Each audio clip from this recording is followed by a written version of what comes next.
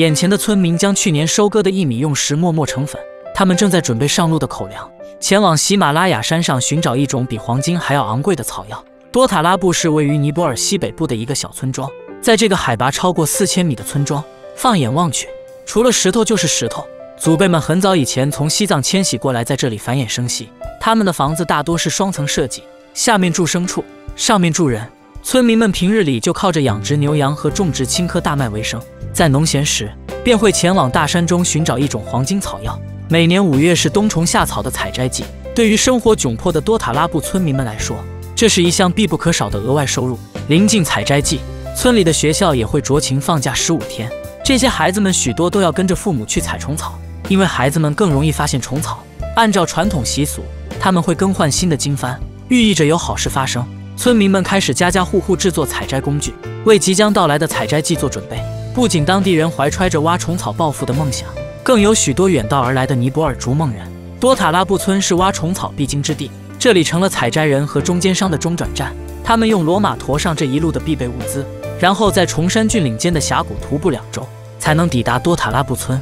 这条仅容1匹马通过的小道，曾经只有朝圣者和马帮才愿意冒险，但随着虫草价格越来越高，许多村民也甘愿踏上这条寻梦之路。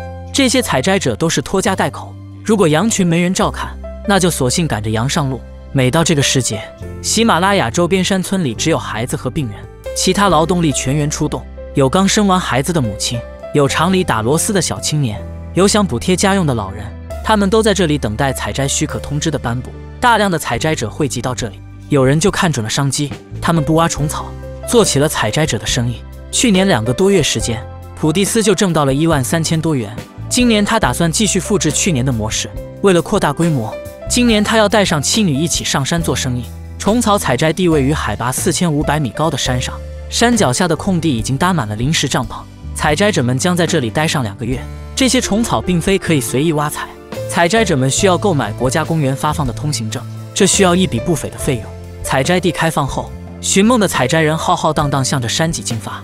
这片土地1年仅4个月未被大雪覆盖，采摘者们伏低了身子趴在地上，一棵草也不放过。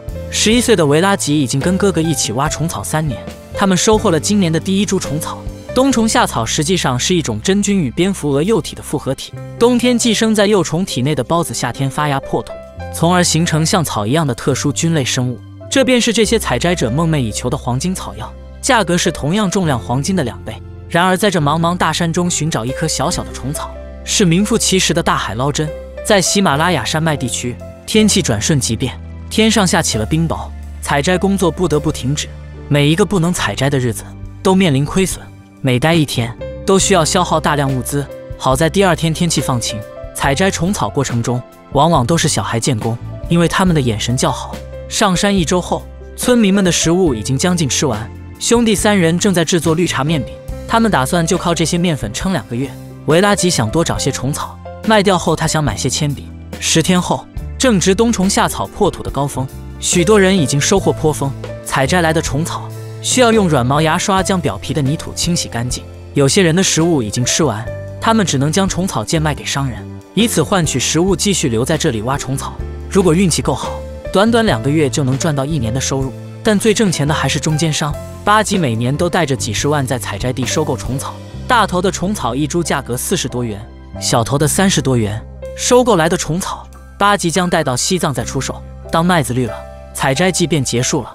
马儿在地上撒欢，商人们给马匹钉上马掌，准备出发前往西藏。巴吉总共收购了3公斤的虫草，今年他打算带着侄女一同前往西藏。从多塔拉布到西藏边贸市场，需要徒步7天才能抵达。